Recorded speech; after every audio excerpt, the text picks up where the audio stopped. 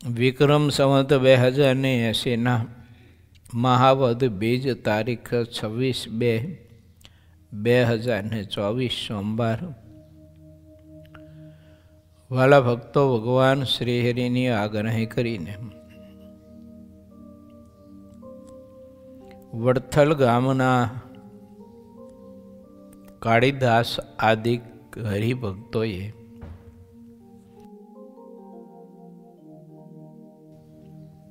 મુક્તાનંદ સ્વામીનું ખૂબ જ ભાવભીનું સ્વાગત અને પૂજા કરી છે.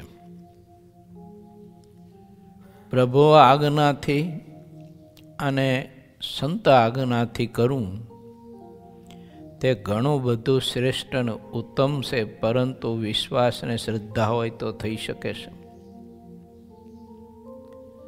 ભગવાનના મોટા સત્પુરુષે આપણે કોઈને પૂજવા માટેની આજ્ઞા કરી હોય, પૂજા કરવા માટેની, સેવા કરવાની, તો શ્રદ્ધા અને વિશ્વાસ હોય તો સ્વીકારાય છે, બાકી નથી સ્વીકારાતો. સંત તો ભગવાનને લઈને ભગવાન જેવા હોય છે, પણ જીવ સ્વીકારી નથી શકતો. અનંત જન્મ સુધી કઠિનમાં કઠિન તપસ્યાઓ અને સાધનાઓ કરે, તેમ છતાં જે ફળ પ્રાપ્ત ન થાય તે આવા સંતોને પૂજવાથી થાય, એમ ભગવાન શ્રી હરિ પોતે સભામાં ભક્તોને કહેતા કે આ સંતોને તમે ભાવથી જો પૂજશો ને પૂજા કરશો, સેવા પરિચર્યા કરશો, તો કોટાન કોટી કલ્પો સુધી તપસ્યા કરી અને જે ફળ પ્રાપ્ત ન થાય ને તે ફળ આટલી જ સાધનાથી આરાધનાથી થશે. પણ મહાત્મા સમજીને વચનમાં વિશ્વાસ લાવીને કે રાખીને પૂજા કરવી એ બહુ જ અતિ મહત્વની ભક્તિ છે. ઘણીવાર આપણે કારણ શરીરમાં રહેલા અનેક પ્રકારના વાસનાના બીજને બાળવા માટે બહુ પ્રયત્ન કરતા હોય છે, તેમ છતાંય તે બીજ બળે કે ન બળે ખબર નથી. પણ ભગવાનના એવા મહાભાગવત એકાંતિક સત્પુરુષની પૂજા કરવાથી, વંદન કરવાથી, સેવા પરિચર્યા કરવાથી, એનો સમાગમ કરવાથી અને એવા મહાપુરુષનો ગુણ લેવાથી જીવના કારણ શરીરમાં રહેલા રાગાત્મક બધા જે કંઈ પાપો છે એ બધા જ નષ્ટ થઈ જાય, એમ ભગવાન શ્રી હરિ અને મોટા પુરુષો બહુ કહેતા. આવો શ્રેષ્ઠ સરળ માર્ગ આપણને મહાપુરુષે બતાવ્યો છે અને તેનો સ્વીકાર કરીને ભગવાન શ્રીહરિને પરમેશ્વરની એવી પૂજા કરતા મહારાજના સમકાલીન વખતના ભક્તજનો જ્યારે જ્યારે અવકાશ મળતો અને મહારાજની આજ્ઞા હોય તો પોતાના પ્રદેશમાં કે પોતાના ગામ કે પોતાને ઘેર એવા પરમહંસો આવ્યા હોય તો ભક્તો ખૂબ જ ભાવથી એ પરમહંસનું પૂજા કરતા અને ભાવથી થાળ કરાવી અને ભોજન કરાવતા.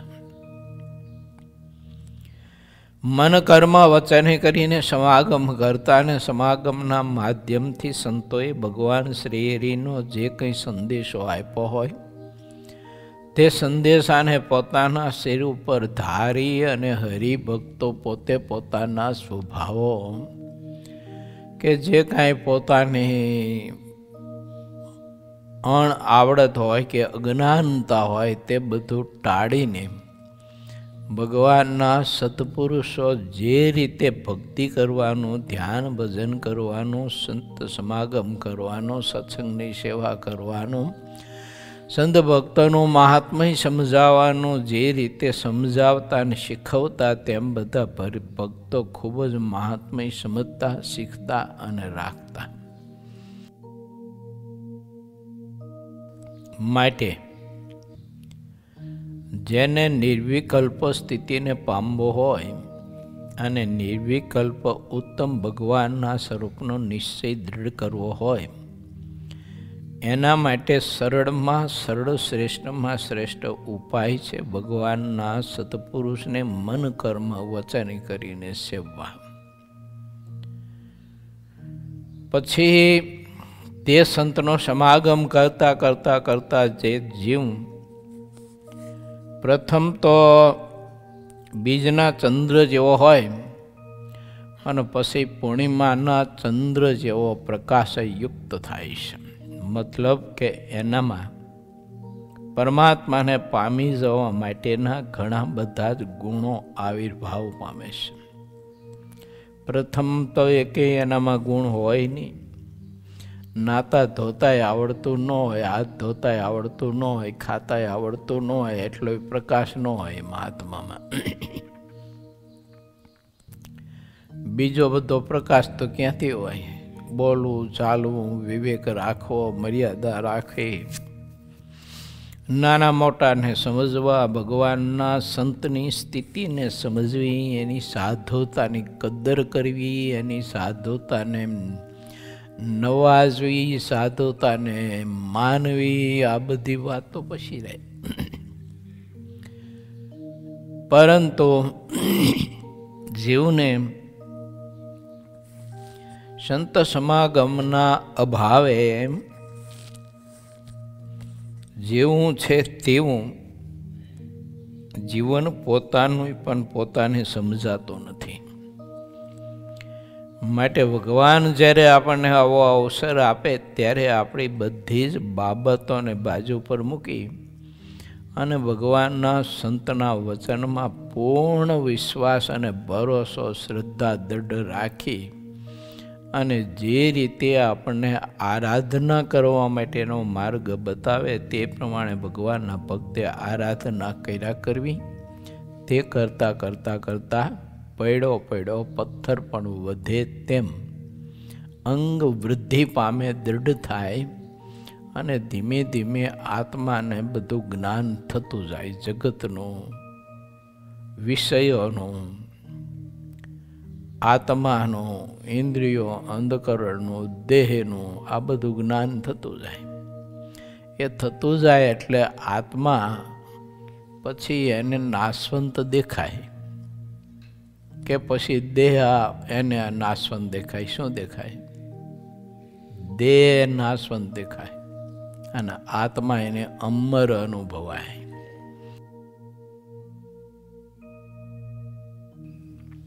પછી જે કંઈ સાધન કરે તે આત્માને પરમાત્માનું અધિક ને અધિક સુખ મળે એવું કરે, પરંતુ નાશવંત દેહને સુખ મળે એવું ન કરે. એના નિભાવ પૂરતું કરે, શરીરને ટકાવવા પૂરતું. બાકી પોતાના આત્માનું કલ્યાણ કરવા માટે ને પ્રભુનો વધુ ને વધુ એના ઉપર રાજીપો ઉતરે, કૃપા પ્રભુની વધુ ને વધુ એના ઉપર ઉતરે એવું સાધન તે આત્મા કરી શકે ને એવો પ્રકાશવાન થાય છે અને એવો બળવાન થાય છે. પહેલાં આત્મા એટલો નિસ્તેજ હતો કે પોતાના આત્મકલ્યાણ માટેનું સાધન કોઈ સમજી પણ શકતો નહોતો અને કરી પણ શકતો નહોતો. અને પછી સમાગમ કરતાં કરતાં કરતાં જેમ ભગવાનના મોટા પુરુષની કૃપા એના ઉપર ઉતરતી ગઈ, રાજીપો જેમ જેમ કેળવતો ગયો અને જેમ જેમ સમાગમ કરતો ગયો તેમ તેમ આત્મા વધુ ને વધુ પ્રકાશમાં આવતો ગયો, તેમ તેમ આત્માને જગત છૂટતું ગયું અને વિષયો બધા ઝેર રૂપ દેખાવા માંડ્યા. અને ભગવાન સંબંધી વાત બધી અમૃત જેવી મીઠી લાગવા માંડી. પહેલાં એને કડવી લાગતી હતી અને વિષય સંબંધી ને જગત સંબંધી વાત મીઠી લાગતી હતી. પણ સંત સમાગમ કર્યા પછી આત્મા પ્રકાશમાં આવ્યો એટલે ભગવાન સંબંધી વાત એને બહુ જ મીઠી લાગવા માંડી. એટલે જ્યારે જ્યારે અવસર મળે ત્યારે ત્યારે જે સંત મળ્યા હોય તે સંત પાસે હાથ જોડી અને દાસ ભાવે સત્સંગ કરવા માટે બેસતા હોય છે ભક્તો. અને ભગવાનને ભગવાનના સંતનું મહાત્મ્ય જાણવા માટે અતિ ઉત્સુક હોય છે. હાથ જોડીને પ્રાર્થના કરતા હોય છે કે બાપજી દયા કરો ને, દયા કરીને તમે જે સંતોના અનુભવ કર્યા છે અને જે સંતોને તમે અનુભવ્યા છે એની સ્થિતિનું દર્શન કર્યું છે, એનું જીવન કવન તમે જાણો છો, તો તે સંતોનું મહાત્મય અને એની સ્થિતિની વાત બધી મને કહીને સમજાવો ને. એમ છે ને ગરજવાન થઈ અને ભગવાનને મોટા પુરુષની વાત બધી જાણવા માટે આત્મા ઘણો બધો તલપાપડ કરતો હોય છે.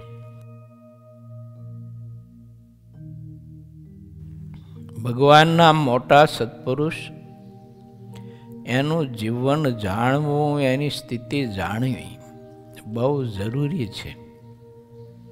આપણે એ તરફ બહુ આળસો છીએ અને એમાંય પ્રગટ ભગવાનના સત્પુરુષ હોય ત્યારે તે સત્પુરુષનું મહાત્મ્ય સમજવું, એની સ્થિતિ સમજવી, એના ગુણો સમજવા અને એનામાં એકાંતિક ધર્મ રહેલો છે તેને સમજવો અને તે એકાંતિક ધર્મને ધારીને પરમાત્માની મૂર્તિને ધારી રહ્યા છે અને પરમાત્માની મૂર્તિનું ધ્યાન ભજન કરે છે.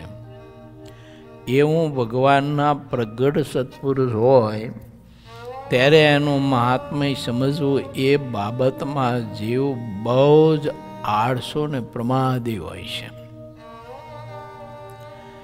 જગતની કોરનું જાણવું હોય ને તો એમાં તો એને બહુ શ્રદ્ધા હોય છે. અમે એક જગ્યાએ પધરામણી ગયેલા,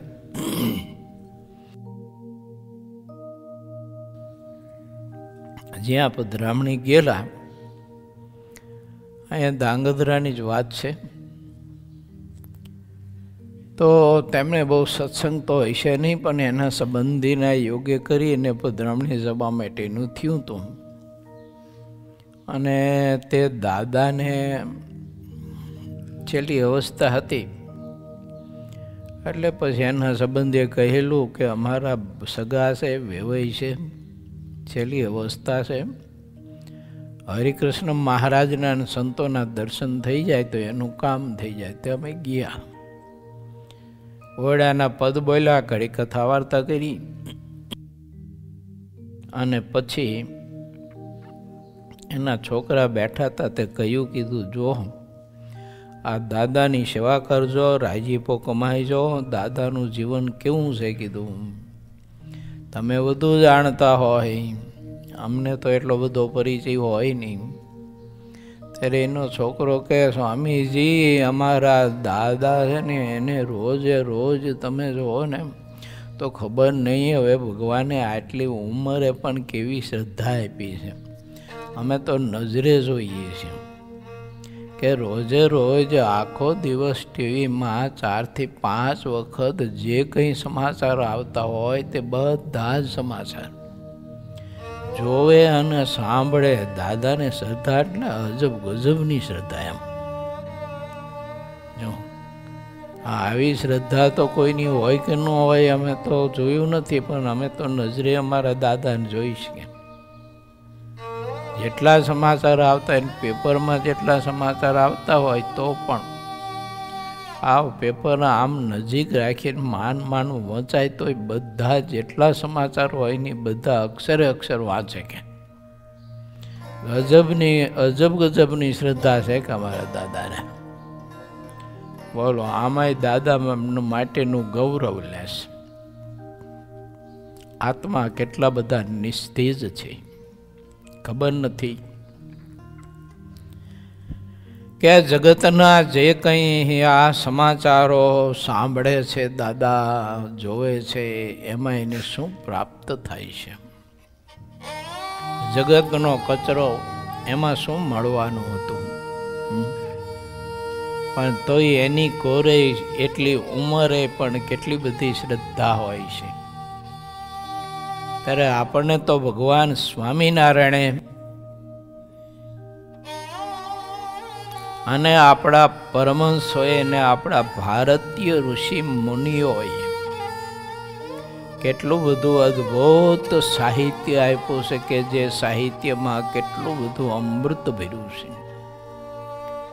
પણ તે વાંચવા કે સાંભળવા કે વિચારવા કે તેનું વાંચ્યા પછી મનન કરવું, એના માટે જીવને એટલી બધી શ્રદ્ધા હોતી નથી કે જેટલી જગતની ગ્રામ્ય વાર્તા સાંભળવા માટેનું કે ગ્રામ્ય વાર્તા સાંભળેલી હોય તો તેનું મનન ચિંતન કરીને એને વાગોળવાની જેટલી શ્રદ્ધા હોય છે ને એટલી પરમાત્મા સંબંધી શ્રદ્ધા નથી હોતી જીવને. આ શ્રદ્ધા ભગવાનના સંતનો મન કર્મે વચને કરીને સમાગમ કરે ને તો વૃદ્ધિ પામે, ન હોય તો એ શ્રદ્ધા જાગે. માટે મન કર્મ વચને કરીને ભગવાનના સંતનો સમાગમ કરવો તો એ સંત થકી આપણને ભગવાનનું, ભક્તનું, સત્સંગનું, સાહિત્યનું, ગ્રંથોનું આ બધું મહાત્મય સમજાય છે.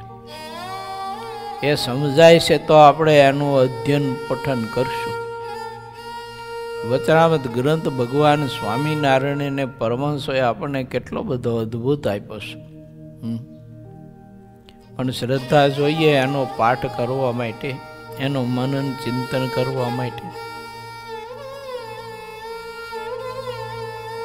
તો એમાંથી સર્વાંગી રીતે જીવને જીવન જીવવા માટેના સદવિચારો ખૂબ જ પ્રાપ્ત થાય એવા આદર્શ વિચારો ભગવાન સ્વામિનારાયણે વચનામૃત ગ્રંથમાં આપણને આપ્યા છે. બધા શાસ્ત્રોના આધાર લઈ અને સમગ્ર શાસ્ત્રોનું દોહન કરી અને પ્રભુએ કૃપા કરી અને આપણને આવો આધ્યાત્મિક અદ્ભુત ગ્રંથ આપ્યો છે.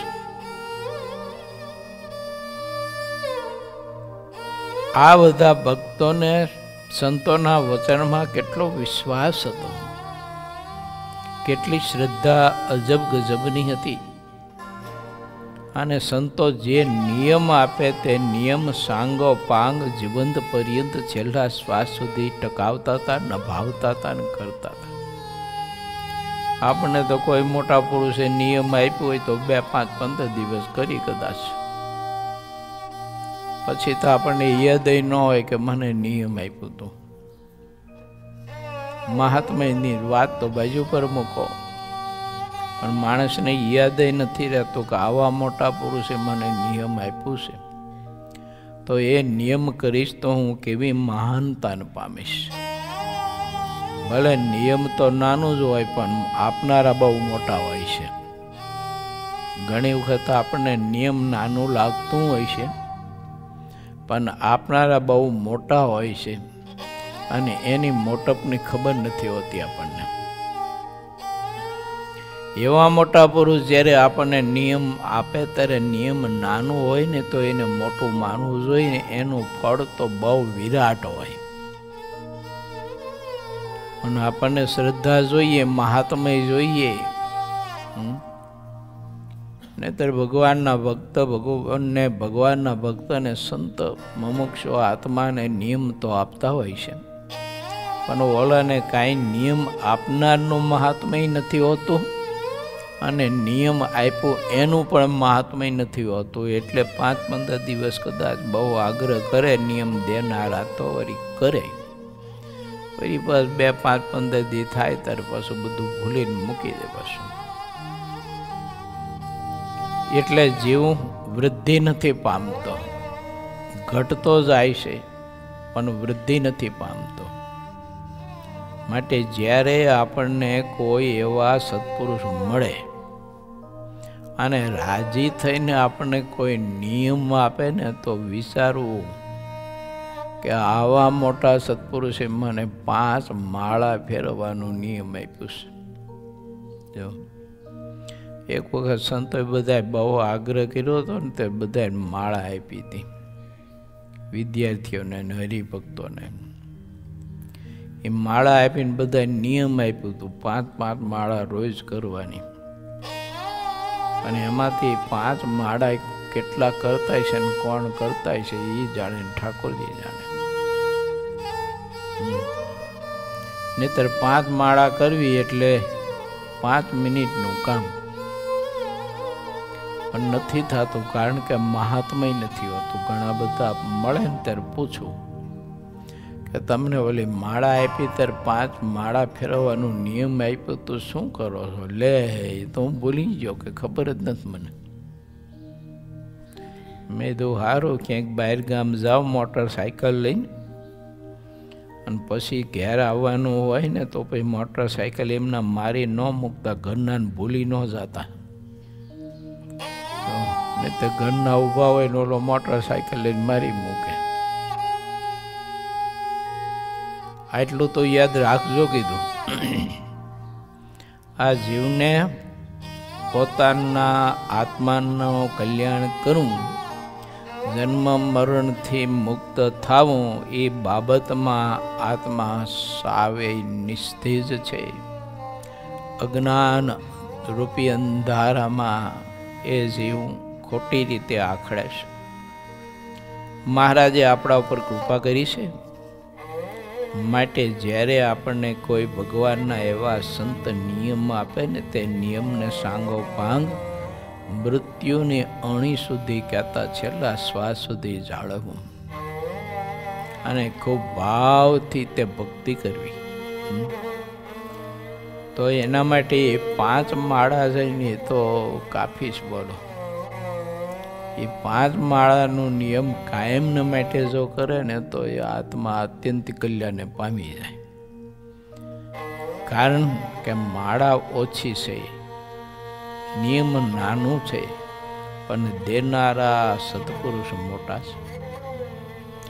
એના દિલનો રાજીપો મળી જાય મને ને તમને હોય.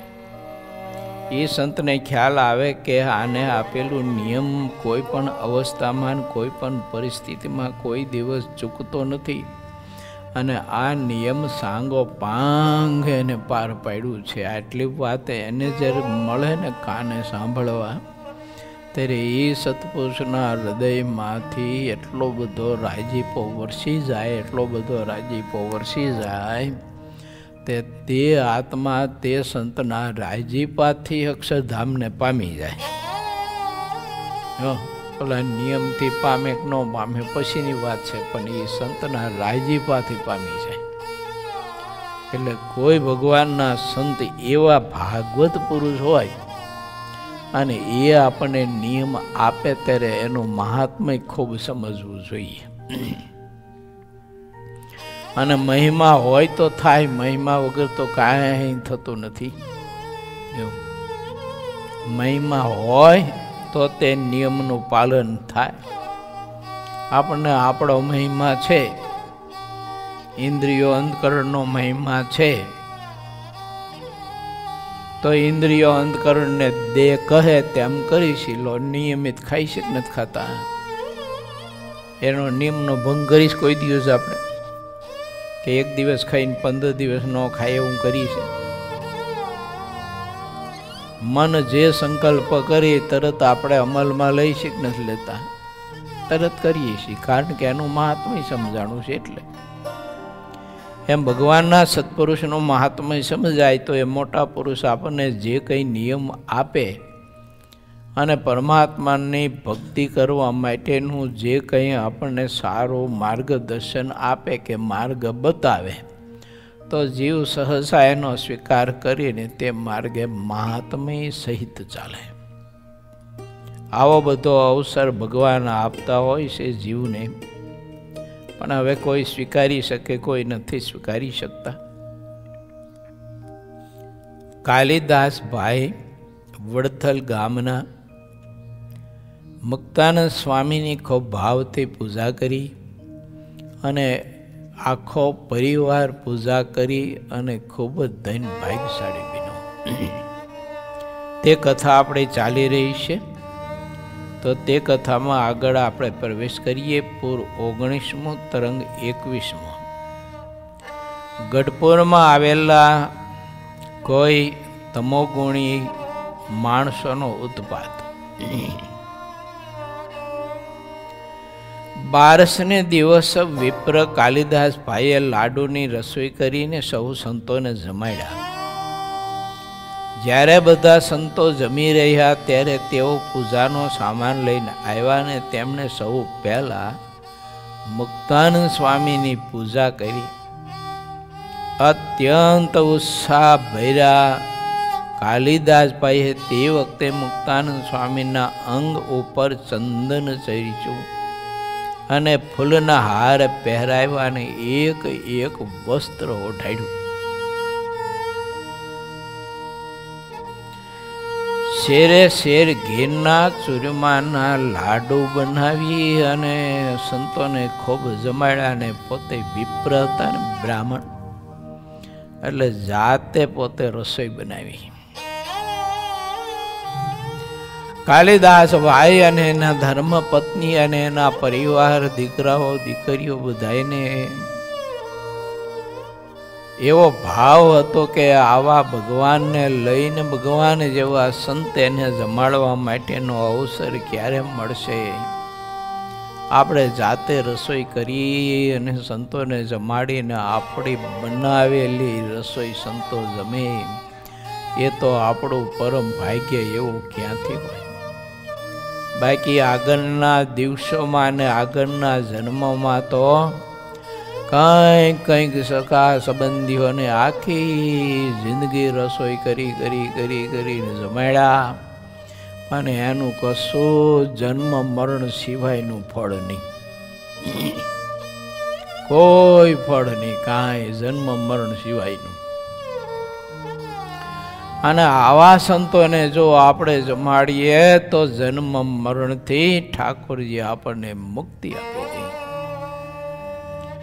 આવો અલૌકિક ભાવ ને મહિમા હતો તે રાત્રિએ પછી બંને માણસ અને છોકરાઓ બધા ભેળા મળી અને ચૂરમાના લાડુ બનાવતા હતા ત્યારે એના હૃદયમાં એટલો બધો ભાવ હતો. તેલમાં નહીં પણ ઘીમાં એ પિંડિયા તર્યા અને એ વખતે આવા કઈ સાધન નહોતા. જો તે મોટી ખાંડણી હોય અથવા મોટો ખાંડણીઓ હોય લાકડાનો, તો એમાં પિંડિયા નાખીને હાંભેલાથી ખાંડતા અને બહુ ઝાઝા હોય ને તો જાડું મોયદી જેવું કાપડ હોય વેજાનું પછેડી જેવું અને એમાં પછી પિંડિયા નાખી અને એ લાકડાની ઘણ જેવી મોગરી આવતી. એ લાકડાની મોગરીથી પછી ટીપી અને ઓલા પિંડિયા ભાંગતા. આ રીતે પરસો વળી જાય હોય એ સેવા કરતા એ પિંડિયા ખાંડતા પરસો વળી જાય. આખી રાત્રિ સેવા કરી. ઘણા બધા સંતો હતા, ભક્તો હતા, એ બધાને જમાડવા માટેનો અતિશય ભાવ હતો, મહિમા હતો. ભગવાન ઘણીવાર આપણને આવો અવસર આપતા હોય છે. અત્યારે વર્તમાન કાળમાં ભુજ સંતોના આયોજન નીચે કંઈક યુવાનોની શિબિર છે આમાં આગળ કંઈક ગુજરાતમાં, તે ત્યાં સંતો જતા હોય ને ભક્તો જતા હોય તો તે બધા આપણા સ્વામિનારાયણ સંસ્કાર ધામ ગુરુકુલ ધાંગધ્રામાં ઠાકોરજીનો મહાપ્રસાદ લેવા માટે અને આપણને સેવાનો અવસર દેવા માટે આવે છે. તે ગઈકાલે સંતો જીમાતા, એના આગલા દિવસે જીમાતા, ઘણા બધા હરિભક્તો જીમાતા. કાલ સાંજે કંઈક 30-40 જેવા હરિભક્તો કસનાયા હતા. એ બધા જીમાતા. તમે બધા હરિભક્તો સંતોને જોરીમાં જે અનાજ કરી આપો છો ને બધું જોરી, એ તમારા પદાર્થોથી આવા સંતોની જમાડવાની સેવા થાય છે. નરી અહીં રહેલા સંતો જમે છે એવું નહીં માનતા હો. આ 12 મહિને અહીંથી ઘણા બધા સંતો આવતા જતા હોય છે. કોઈ વડતાલથી, કોઈ સુરતથી ભુજ જતા હોય, ભુજથી કોઈ ગુજરાતમાં જતા હોય. વિશેષ કરીને ભુજના સંતો બહુ આવતા હોય છે અને એવા પવિત્ર સંતોને જમાડવા માટેની સેવાનો અવસર આપણને સૌ કોઈને મળે છે. બહુ મોટી વાત છે. આપણા સંતો એટલા બધા ભાવથી ને મહિમાથી તે સંતો માટે રસોઈ કરી અને ખૂબ જ ભાવથી પીછીને જમાડતા હોય છે, ત્યારે તે સંતોના હૃદય એટલા બધા આમ વરસી જતા હોય છે ને એટલો બધો રાજીપો વરસતો હોય છે. આવો રાજીપો ઘણા વર્ષોની જન્મની સાધના કરતા પણ શ્રેષ્ઠ છે. માટે કાલિદાસભાઈની જેમ ઠાકોરજી જ્યારે આપણને અવસર આપે ત્યારે આવો ભાવ રાખવો. આવી કથાઓ જ્યારે આવે ને ત્યારે અમુક સ્મરણો બહુ થઈ આવે. લીંબડીમાં મોહન બાપા હતા ને એના ભાઈ ગાંડાભાઈ હતા. તે દર વર્ષે સંતોને પોતાને ઘેર બોલાવી અને રસોઈ કરાવીને જમાડીને ધોતિયા ઓઢાડતા. દર વર્ષે નિયમે અને ચૂરમાના લાડુ જ કરાવે.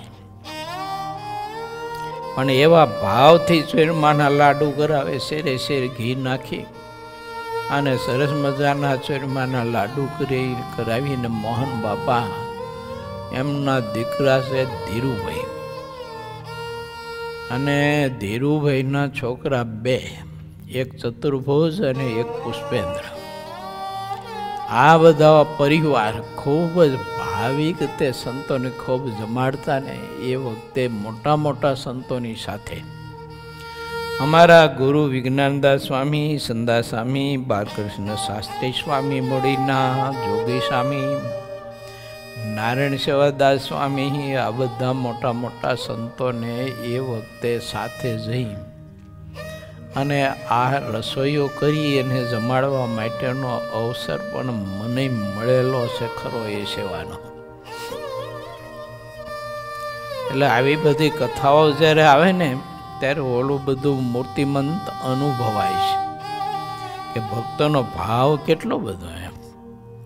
અને સંતોની પંક્તિ પડે ને જ્યારે જમતા હોય ને ત્યારે હરિભક્તો જે ભાવથી દંડવત કરતા હોય, ભક્ત ચિંતામણીની અને સંતોના કાવ્ય કીર્તનોની સરસ મજાના મધુર કંઠે એ ભક્તો જ્યારે જડી વરસાવતા હોય અને સંતો ભાવથી જમતા હોય, બહુ અદ્ભુત દર્શન એ ભગવાન સ્વામિનારાયણ આવો અવસર આપતા હોય છે ભક્તોને. જ્યારે બધા સંતો જમી રહ્યા ત્યારે તેઓ પૂજાનો સામાન લઈને આવ્યા. તેમણે સૌ પહેલાં મુક્તાનંદ સ્વામીની પૂજા કરી. અત્યંત ઉત્સાહથી બૈરા કાલિદાસજીએ તે વખતે મુક્તાનંદ સ્વામીના અંગ ઉપર ચંદન ચર્ચું ફૂલના હાર પહેરાવ્યા, એક વસ્ત્ર ઓઢાડ્યું. શ્રી હરિને માટે સોનેરી વસ્ત્ર અને સોનાના આભૂષણો તેઓ જે લાવ્યા હતા તે બધા જ મુક્તાનંદ સ્વામીને આગળ લાવીને મૂક્યા. તેમણે શ્રીહરિની પૂજા કરવાનો મનમાં જે સંકલ્પ કરી રાખ્યો હતો તે બધી વસ્તુ મુક્તાનંદ સ્વામીને આગળ લાવીને ધરી દીધી. મનમાં રતિ ભાર પણ ચોરી રાખી નહીં. મતલબ કે મહારાજ માટે જે કંઈ પૂજાપા માટે તૈયાર કર્યું હતું ને બધું જ મુક્તાનંદ સ્વામીના ચરણમાં મૂક્યું. અને કાલિદાસભાઈને એવો સંકલ્પ ન થયો કે અત્યારે મુક્તાનંદ સ્વામીની પૂજા મહારાજની આજ્ઞા કરીને કરું છું, પણ આમાંથી અમુક વસ્તુ રાખી મૂકું. જ્યારે મહારાજ આવે ને ત્યારે મહારાજની પૂજા હું કરીશ. આવો કોઈ વિચાર ન આવ્યો. જેટલું મહારાજ માટે તૈયાર કર્યું તો બધું જ મુક્તાનંદ સ્વામીના ચરણમાં ધરી દીધું. બધા નવા સમાજ સમાન સાથેનો એક અશ્વ પણ ઘણા પ્રેમથી શ્રીહરિને માટે અર્પણ કર્યો. પછી કપૂરની આરતી કરીને સૌ સંતો આરતી બોલ્યા. જ્યારે આરતી કરી રહ્યા તે પછી તેમણે સંતોની પૂજા કરી. મનના ઘણા પ્રેમથી ચંદન ચર્ચીને ફૂલના હાર પહેરાવ્યા અને પછી સંતો, વર્ણી, સંન્યાસી અને પાર્ષદો બધા જ ત્યાગીઓને એક એક વસ્ત્ર ઓઢાડ્યું અને કોઈ બાકી ન રહ્યા અને ભાવથી ખૂબ જ કાલિદાસ ભાઈએ એમના પરિવારે પૂજા કરી. આ રીતે વડતાલમાં ભીમ એકાદશીનો સમયો થયો અને તે વિપ્ર કાલિદાસે પોતે કરાવ્યો હતો. શ્રીહરિ માટેની જે પૂજા સામગ્રી હતી તે બધી પાર્ષદની સાથે મુક્તાનંદ સ્વામી ગઢપુર પહોંચાડી. ત્યાં આવેલા બધા સંતોને હરિભક્તો વડતાલથી ચાલતા થયા. જેઓ જ્યાંથી આવ્યા હતા તેઓ બધા ત્યાં પાછા ગયા. મુક્તાનંદ સ્વામી તો મનમાં ખૂબ જ ખુશી થઈને અમદાવાદમાં આવીને રહ્યા. જ્યારે સંવંત 1876નો પ્રારંભ થતાં અષાઢ માસ બેઠો ત્યારે સૌ હરિભક્તોએ મળીને ભાગવતની કથાનો આરંભ કરાવ્યો. મુક્તાનંદ સ્વામી તે કથા વાંચતા હતા. વરસાદ થયો એટલે જેટલા દેશમાં વરસાદ થયો હતો ત્યાં ખેડૂતો અનાજ વાવવા લાગ્યા. આ બધા ભક્તોનું ભાગ્ય કેવું હશે બોલો. મુક્તાનંદ સ્વામી ભાગવતની કથા કરતા હોય અને એવા સંતના મુખ કમળથી જ્યારે ભાગવતનું અમૃત પાન કરવા મળતું હોય તે સમાજનો કેટલો બધો એ સમાજ ભાગ્યશાળી કહેવાય અને એના ઉપર પરમાત્માની કેટલી બધી કૃપા કહેવાય. આવા સંતના મુખ કમળથી ભગવત ચરિત્રની કથા સાંભળવા માટેનો અવસર જીવને મળે. ક્યાંથી મહાત્મા હોય તો જીવ તે પ્રાપ્ત કરી શકે છે. મહિમા ન હોય તો આવા મોટા સંતો કથા કરતા હોય તો એ જીવ તો ગમે ત્યાં આડાવાળા ડાફૈયા મારતા હોય.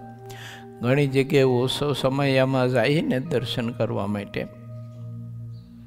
ત્યારે આપણે જોઈને તો કથામાં ગયણા ગાંઠા બેઠા હોય. બાકી બધા જ ગામની બજારમાં અને સભા મંડપને આજુબાજુ બધા મસાલા બસાલા માવા બાવા ખાતા હોય ને આટા મારતા હોય. એકય સભામાં કથામાં બેસે નહીં, કારણ કે એને મહિમા જ ન હોય ને. મહાત્મય વગર થતું નથી. એને તો ગુટકાનું મસાલાનું મહાત્મય સમજાણું છે. જો તમાકુનું બીડી સિગારેટનું મહાત્મય સમજાણું છે. એને આવા ભગવાનના સંતનો મહિમા બીડી જેટલોય નથી બોલો, તમાકુ કે માવા જેટલોય નથી. તેવડો માવો ઘડી કે આખો મૂકી નથી શકતો ને સંતની નજીક જઈ શકતો નથી. આવી જીવની કઠણાઈ છે. ભગવાને કૃપા કરી અને આવો અવસર તો આપ્યો છે સંતોનો સમાગમનો ને યોગનો રાજીપો પ્રાપ્ત કરવા માટેનો. અને આની કર્મની કઠણાઈ એટલે ભગવાનના સંતની નજીક બિચારો આવી શકતો નથી જીવ. આપણે ભાગ્યશાળી છીએ ત્યારે શ્રીજી મહારાજે આપણને અવસર આપ્યો છે. તે કથા કીર્તન ભક્તિ રોજે રોજ આપણે કરીએ છીએ ને એનો મહાદિવ્ય અલૌકિક લાભ લઈએ છીએ. એ મહારાજની કૃપા છે. બાકી આપણે કંઈ ઓછા લાકડા બરે એમ તો છીએ નહીં.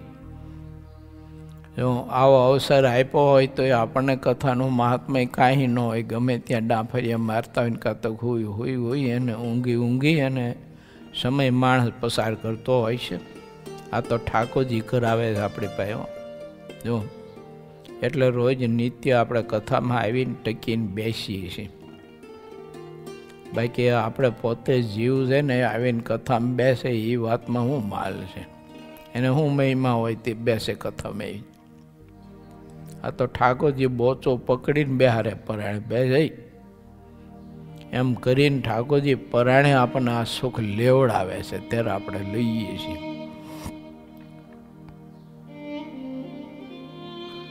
શ્રીહરિ ગઢપુરમાં હતા. ત્યાં ભીમ એકાદશી કરી.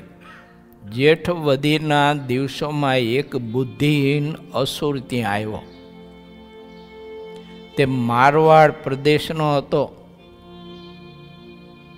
અને ભેગધારી બન્યો હતો નહીં, બન્યો તો ભેગધારી.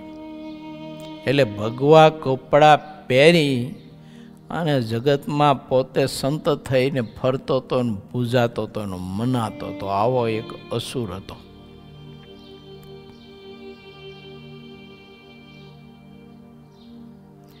તે ઘણો જ બળવાન હતો અને ઘણા બધા જ પેચ રચી જાણતો હતો, એવો કલાકાર હતો. શ્રીહરિની સાથે વિવાદ કરવા માટે આવ્યો. તેણે ઘણા ગપ્પા યાદ રાખ્યા હતા, તેથી તેણે ગેબી એવું પોતાનું નામ ધાર્યું હતું. હતો નહીં પણ ધાર્યું હતું. અમુક લોકો એ વખતે છે ને અમુક સંપ્રદાયના નામે પોતાનું બધું હંકવતા હતા. હકીકતમાં એ સંપ્રદાય સાથે કોઈ લેના દેના હતી નહીં. પછી ભાવનગરના રાજા વખતસિંહ બાપુને લાડુ બારોટનું પરિવર્તન સ્વામિનારાયણ ભગવાને કર્યું. ત્યારથી સ્વામિનારાયણ ભગવાનની મહત્તા સમજાઈ ગઈ હતી. પરંતુ 1816ની સાલમાં તેઓ દેવ થયા બાદ તેમના પાટવીર કુમાર વજયસિંહજી ભાવનગરની ગાદી ઉપર આવ્યા.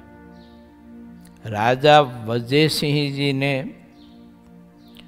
જુવાનીમાં ખૂબ જોમ અને જનૂર અને સુરવીર હતા, પણ ઘણી વખત બુદ્ધિ, ચાતુર્ય, કળા, કૌશલ્યતા બધું હોય છે, પણ સંગ દોષે કરી અને જીવન માણસના ફંટાતા હોય છે. તો ભગવાન શ્રી હરિના જ એક આશ્રિત હતા અને દાદા ખાચરના જ એક સંબંધી હતા. એની કાન ભંભોરણીથી રાજાને ભગવાન સ્વામિનારાયણ વિશે કંઈક ખોટા ખ્યાલો ઊભા થયા. એના કારણે ઘણી વખત ભગવાન સ્વામિનારાયણ અને સંતોને પરેશાન કરવા માટેના ઘણા બધા જ પેચ રચતા હતા લોકો. આ મારવાડી જે આવ્યો તો ભેગધારી, તે ગામે ગામ ફરી અને બધા પોતાના શિષ્યો કરવા માટે ભગવાન સ્વામિનારાયણની ઘણી બધી નિંદા કરતો, એના સંતોની પણ નિંદા કરતો, અને એમ કરીને પોતાનો મત અને પોતાનું શિષ્ય મંડળ વધારવા માટેનો ઘણો પ્રયત્ન કરતો હતો. તે ગેબી કહે, શિષ્ય તો 400 છે, પણ તેને નભાવવા નાણાં તો જોઈએ ને, એટલે પછી ફરતો તો બધે અને તેની પાસે ટેલ માગતો. વજયસિંહ મહારાજાને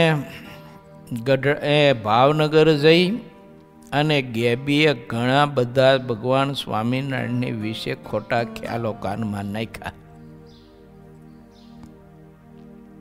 ગઢપુર ગામથી પૂર્વ દિશામાં ઉન્મંદ ગંગાને કાંઠે તંબુ તાણીને પોતાનો મુકામ કર્યો હતો. તે ગાડી તથા અશ્વને સાથે રાખતો હતો. મારવાડ દેશના કેટલાક ક્ષત્રિયો ફરતા ગામોમાં રહેતા હતા. તે બધાને બોલાવી લીધા હતા. તે સૌ હાથમાં બંદૂક લઈને આવ્યા હતા. એ બધા ક્ષત્રિયોને બિચારાને કાંઈ ખબર નહીં. જો અને આ ગેબીના પેસમાં લેવાઈ ગયેલા. પછી પાછળથી તો ખબર પડી, એટલે પછી ગેબીને મેલ પડ્યો અને ભગવાન સ્વામિનારાયણનો આશ્રય સ્વીકાર્યો. અને અમુક એક તો હાથમાં ધોકા લીધા અને ગેબીને કહે કે અહીંથી ભાગી જા, કાઠિયાવાડ છોડીને, નેત્ર હાજો જીવતો નહીં રહેતું. પણ જ્યારે સાચો ખ્યાલ આવ્યો ત્યારે 1000 જેટલા બંદૂકધારી ભેળા બધા થઈ ગયા.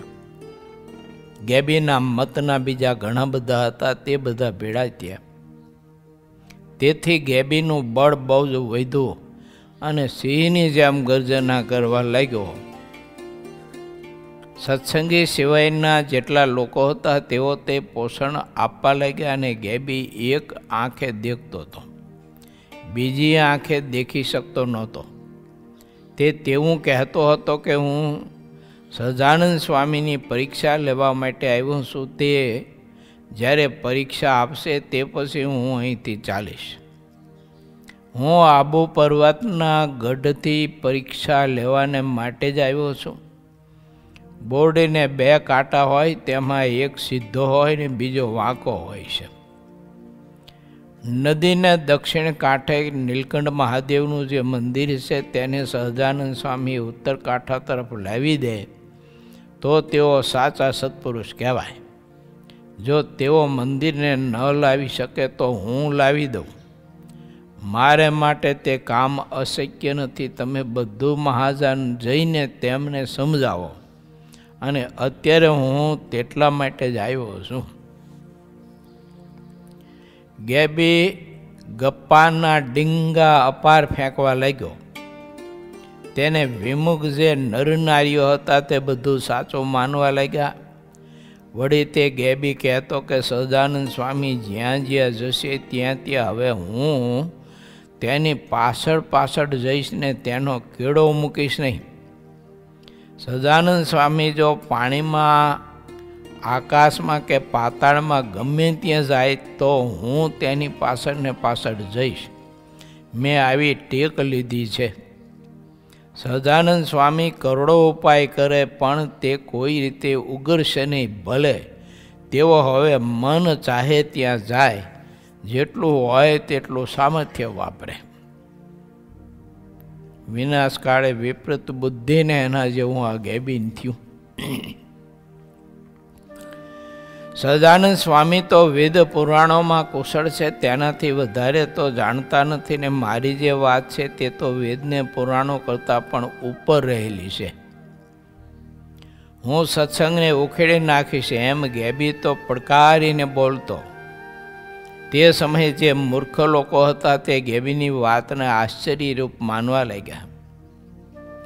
જે લોકોને સત્સંગના ઉપર દ્વેષ હતો તે બધા ગેબીની વાતને પોષતા હતા, અને તેમને જ્યારે બોલવાનો સમય મળતો ત્યારે મનમાં ફાવે તેમ બોલતા.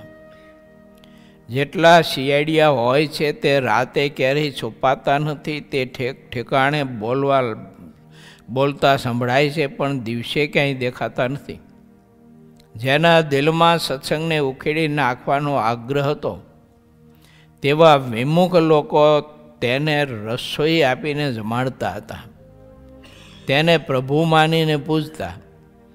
ગેબીના જેમ તેમ બોલવામાં તેનું ગુજરાન ચાલતું હતું. તેના ગુજરાન કરવાના અને પૂજાવાના બીજા કેટલાક ઉપાય પણ તેની પાસે હતા. તે ઉપાયમાં તેની પાસે એક ઉપાય એ હતો કે તેને પાપનો ડર બિલકુલ હતો નહીં. જે માણસ પાપનો ડર રાખતો નથી તે ચાહે તેમ કરતો હોય છે, તે કોઈ વિચાર રાખતા નથી. જે માણસ વિચાર કરતો હોય તેને કાંઈક સમજાય છે. જે માણસ નીતિ વિના જેટલો ચાલે છે તેટલો આ દુનિયામાં ભલે પ્રતાપી દેખાતો હોય,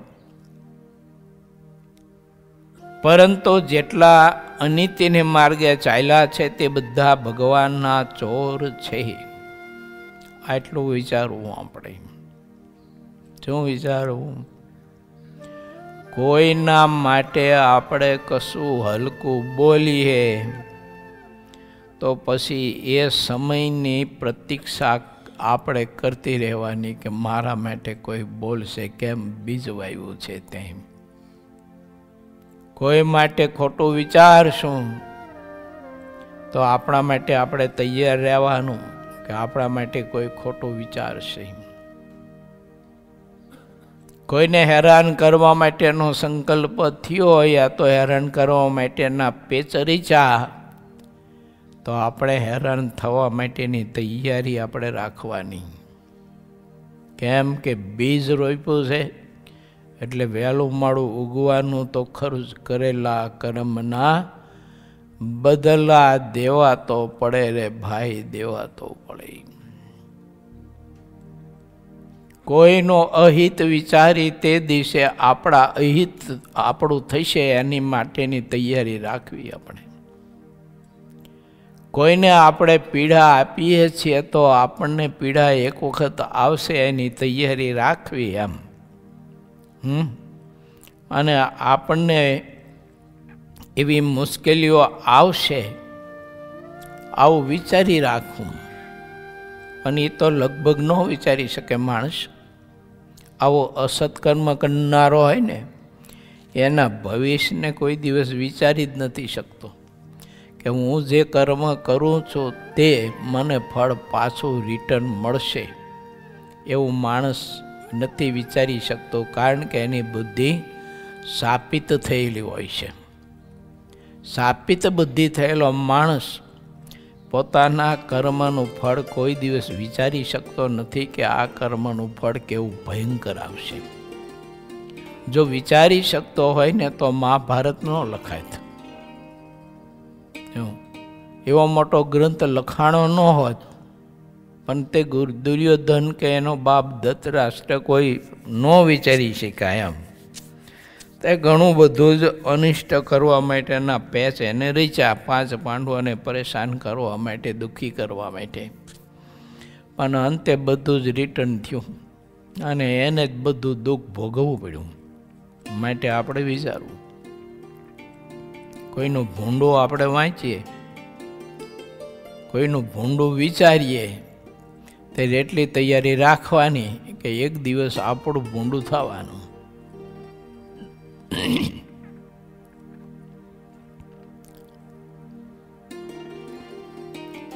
એવા ચોરને નીતિ વખણાતી નથી પરંતુ નિંદે છે, એમ સાચા પ્રતાપી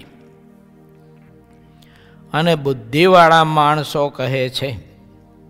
ધર્મ અને અધર્મ તે બંનેનો પરિવાર ઘણો છે, તે બંનેના મંતવ્ય પણ અલગ અલગ છે.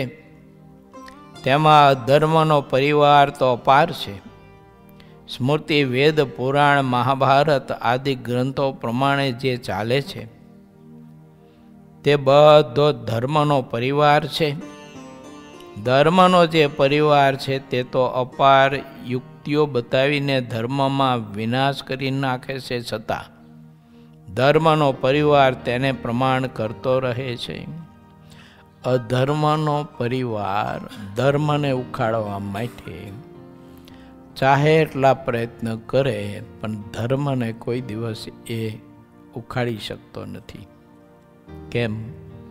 કારણ કે પોતાની રીતે પોતે ધર્મ માન્યો છે. પોતાની રીતે ધર્મ માન્યો છે ને એટલે ધર્મે કરીને ધર્મનો વિનાશ કરવા જાય છે. પણ એને ખબર નથી પેલા માણસ તે અધર્મને તો ધર્મ માન્યો છે અને અધર્મને ધર્મ માનીને મૂળ ધર્મને તું વિનાશ કરવા માટે થઈને પેચ રચેશ.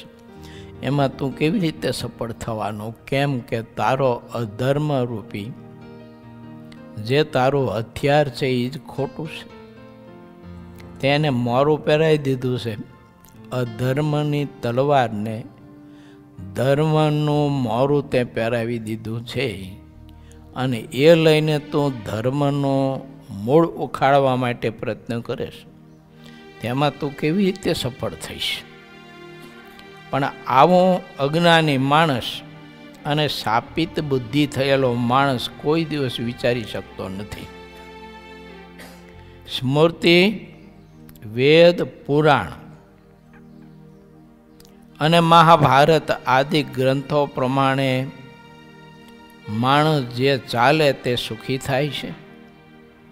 અધર્મનો જે પરિવાર છે તે તો અપાર યુક્તિઓ બતાવીને ધર્મનો વિનાશ કરી નાખે છે, છતાં ધર્મનો પરિવાર તેને પ્રમાણ કરતો નથી અને અધર્મનો અને ધર્મનો હજુ સુધી કોઈ વિનાશ કરી શક્યું નથી. કારણ ધર્મનો વિનાશ કરવા માટે આપણા ભારત દેશમાં કોઈ લોકોએ એવું કર્યું કે સંપ્રદાયનું સાહિત્ય બધું બાળી નાખ્યું. જે તે સંપ્રદાયનું સાહિત્ય આપણું હિન્દુ સંસ્કૃતિનું સાહિત્ય બાળી નાખ્યું, લોકોએ નાશ કર્યો. એને એમ કે આ બધો ધર્મ, હિન્દુ ધર્મને આપણે નષ્ટ કરી નાખીએ, પરંતુ એને ખબર નથી કે આ ધર્મ તો સત્પુરુષના હૃદયમાં રહ્યો છે. એ સત્પુરુષના આત્માને વિશે તે ધર્મ રહ્યો છે. તો માનો કે કદાચ કોઈ શરીરને જલાવી દે અને કોઈ શરીરનો નાશ કરી નાખે એટલે એવું માને કે અમે આનો ધર્મ નાશ કરી નાખ્યો.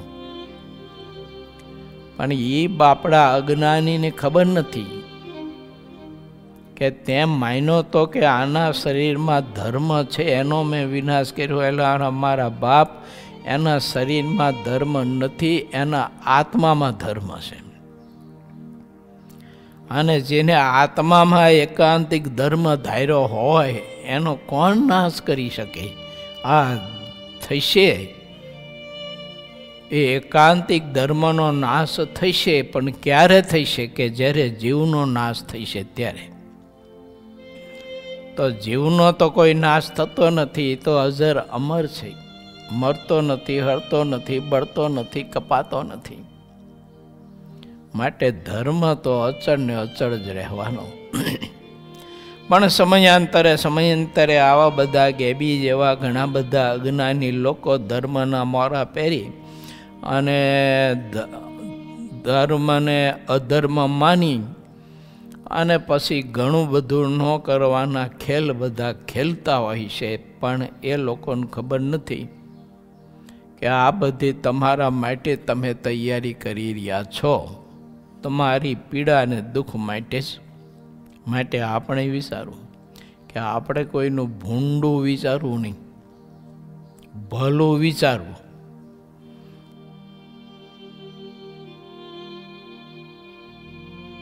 સારું વિચારવું, પણ કોઈનું નરસું ન વિચારવું. કોઈ સુખી થાય એવું વિચારવું એ ધર્મ છે, અને કોઈ દુઃખી થાય એવું વિચારવું તે અધર્મ છે. માટે ક્યારેય પણ કોઈ દુઃખી થાય એવું તો સ્વપ્નમાંય પણ ભગવાનના ભક્તોએ વિચારવું નહીં. બહુ મજાની અદ્ભુત કથા છે. ઇતિ શ્રી સહજાનંદ સ્વામી શિષ્ય સિદ્ધાનંદ મુનિ વિરચિત શ્રી હરિચરિત્રામૃત સાગરના 51 ગઢપુરમાં આવેલા વામ માર્ગી ગેબીનો ઉત્પાત કહ્યો. એ નામે 21મો તરંગ સમાપ્ત થયો.